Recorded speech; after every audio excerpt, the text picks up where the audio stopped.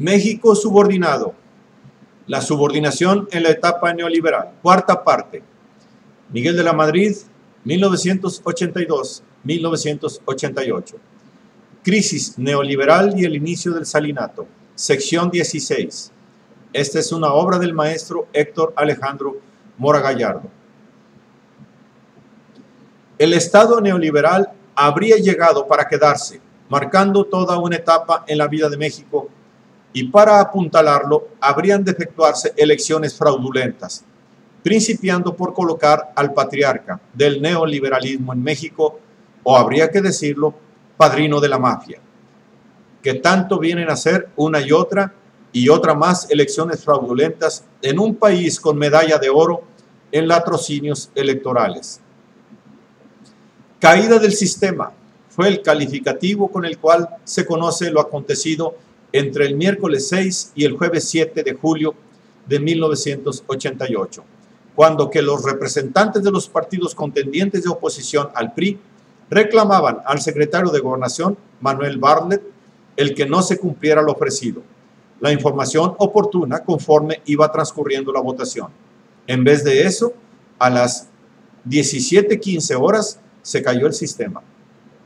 En realidad, la caída del sistema de cómputo representaba la ocultación de los resultados parciales recibidos apenas comenzaba la tarde, resultados que presumiblemente favorecían con cierta amplitud al candidato del Frente Nacional Democrático, al ingeniero Cuauhtémoc Cárdenas, y aun y cuando no había información oficial sobre el resultado de la elección en el transcurso de la noche, el presidente del PRI, Jorge de la Vega, con todo descaro, se atrevía a proclamar el triunfo de Carlos Salinas. Para ese entonces, por supuesto, que Televisa ya había jugado su papel, colaborando a desinformar y denostar a los candidatos de oposición, además de Cárdenas, Manuel Cloutier del PAN y Rosario Ibarra de Piedra por el PPS, motivo por el cual, en conjunto, los partidos de oposición al PRI presentan una demanda ante la Procuraduría General de la República por los delitos de difamación y calumnias, acusando en específico al programa de 60 minutos, una burda copia de un programa gringo, transmitido el domingo 3 por el Canal 2, al considerar que en él se hizo uso de la calumnia y la difamación en contra de los candidatos de la oposición. Y aunque en principio los miembros del PRI se opusieron, terminaron por aceptar que se procediera con la demanda de manera formal. Y se procedió, pero aquello no paró el advenimiento del quinto poder, que viene a significar la injerencia de Televisa en la consecución de la pseudodemocracia en México. Es importante señalar que tal sesión se inició guardándose un minuto de silencio en memoria de Francisco Javier Obando, persona que fungía como secretario de Acción Electoral del Frente Cardenista, asesinado el sábado 2 de julio, en lo que venía a ser un crimen de carácter político que crispaba la elección. Así se las gastaba la mafia desde aquel entonces. Al igual que en tantas otras elecciones, y como es costumbre en este país, las irregularidades efectuadas por el PRI en la contienda eran abundantes y de todo tipo, tal y como lo denunciaban los comisionados de la oposición. Robo de urnas, brigadas de votantes, expulsión de sus representantes de casilla, urnas embarazadas al inicio de la votación, aceptación de electores sin credencial, funcionarios electorales arbitrarios, lo mismo de siempre. Lo mismo de siempre, pero cabría añadir que para aquel entonces los muertos votaban y el fraude cibernético se incorporaba, dado el control de cómputo avanzado implementado. Si como se da por sentado los resultados favorecen al PRI, fue allí, en la Secretaría de Gobernación, donde se comenzaron a realizar los ajustes, por no decir a adulterar las cifras para revertir el triunfo de Cuauhtémoc Cárdenas. Aquella misma noche, Cuauhtémoc Cárdenas, Manuel Cloutier y Rosario Ibarra presentan un reclamo en el que afirman: hoy se ha puesto en evidencia la determinación del grupo gobernante de consumar una imposición a despecho de la voluntad popular, verificándose violaciones e irregularidades que afectan gravemente la limpieza de los comicios, pudiéndose determinar su nulidad en caso de no ser satisfactoriamente reparadas. Al unísono, los candidatos de oposición se conciertan para protestar ante la evidencia de un fraude en proceso. Manuel Bartlett le responde que sus imputaciones no están sustentadas. Estamos viviendo un proceso limpio, democrático. ¿Cuál era el problema? Acéptelo. Esa es la democracia en México. El fraude ciertamente se consumaría entre la noche del jueves 8 y el sábado 10 de septiembre de aquel año.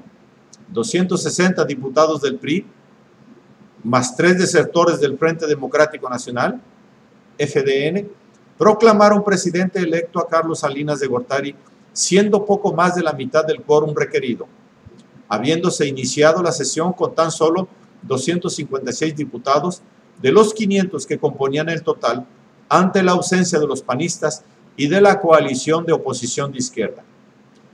Los que, advirtiendo que tal ausencia de la sala no fructificó en detener el intento, volvieron al recinto a dar la batalla en procura de detener la imposición. Aquella misma noche los diputados del Frente tomaron la tribuna, pero fueron contragolpeados por un centenar de priistas y por agentes de seguridad que se abalanzaron hacia el presidio, desalojando a los frentistas, y tomaron y protegieron la tribuna durante más de 2 horas para que los secretarios de la Cámara pudieran dar la primera lectura al dictamen, haciendo uso de la fuerza física, para lo cual se apoyaron en innumerables jóvenes de pantalón de mezclilla y tenis, muchos con el pelo corto, presuntamente coordinados por el Estado Mayor Presidencial, cuya presencia se hizo más sostenible en los momentos de mayor tensión. Consumaban la aprobación oficial del fraude, como fuera, sin importar costos ni escándalos políticos. Nada. La orden había sido dada desde el martes 6, cuando el líder del PRI, Manuel Camacho Solís, declaró la hora de calificar la elección presidencial. La Cámara de Diputados, erigida en colegio electoral, lo imponía. El PRI elaboró el dictamen y el PRI lo aprobaría. De nada valieron los reclamos del Frente Democrático Nacional y del PAN, exigiendo se cotejaran las cifras de los votos casilla por casilla. La respuesta del Partido de Estado fue la cerrazón total. Las actas originales que registraban el resultado de la elección se encontraban en los sótanos del mismo recinto legislativo, mas los priistas impidieron su revisión, aun y cuando existía el precedente reciente de que se habían abierto en el caso de la calificación de la elección para diputados.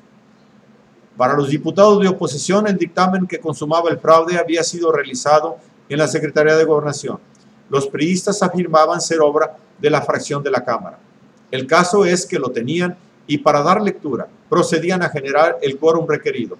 Inútil fueron los reclamos de panistas y frentistas que gritaban que no se habían reunido para que procediera su lectura. Los priistas, encabezados por Ricardo Monreal, hicieron cerrar las galerías del Congreso durante la sesión del colegio electoral, para garantizar, según dijeron, un marco favorable para la exposición de las ideas de quienes habrán de participar en este asunto tan trascendente para la nación. Los priistas resumen la democracia electorera que impera en México diciendo que las mayorías se expresan, pero la minoría oficial en sus instituciones decide quién y cómo ha de gobernar. Y aquella sesión se convirtió en el pandemonium. Al diputado priista José Murat se le asignó la labor de leer el dictamen. Los frentistas cargaron, consiguiendo dispersar las hojas del mencionado, al tiempo en que la sala de sesiones comenzó a llenarse de jóvenes de tenis blanco y pantalones de mezclilla. Muchísimos más de los que desde días anteriores estaban en todas las puertas de acceso, sanitarios, estacionamientos y pasillos del Palacio Legislativo. Y no eran todos, que escondidos detrás del presidio y de las enormes banderas que engalanaban la sala, había más golpeadores, supuestamente miembros del Estado Mayor Presidencial. Frentistas y panistas gritaban: fuera, fuera, fuera policías y guaruras. Pero los del PRI no perdían el tiempo. Maestros en estas malas artes, artimañas, Para pronto daban a conocer un boletín de prensa en el cual se da cuenta del triunfo legítimo y por mayoría absoluta en 24 entidades del candidato Salinas de Gortari. Al continuar la sesión, una nueva trifulca se desata. La batalla por tomar la tribuna fue un combate de lucha libre, del cual los priistas salen triunfantes, pero por estar apoyados por miembros de los aparatos represivos del Estado. Indignación seguida de impotencia. Los opositores gritaban: fraude, fraude, democracia sí, fascismo no, hijos de Pinochet, ratas cibernéticas, mapaches electrónicos. Mientras los priistas coreaban: Salinas, Salinas, ganamos, ganamos. A las 2:07, José Murat eleva al máximo el tono de su voz y grita la parte del dictamen que declara presidente electo a Carlos Salinas de Gortari, y la coreografía a su máxima intensidad. Ah, pero los molestos formulismos de la democracia obliga a efectuar una confirmación del agravio a la nación. Esta tendría que efectuarse el viernes 9 a las 12 horas. Desde luego que la sesión no comienza a la hora programada, dilatada por los escarceos y por la rigurosa puntualidad acostumbrada. Los diputados inconformes hacen uso de la palabra para condenar lo que venía sucediendo. Aquello era un escandaloso fraude a punto de consumarse.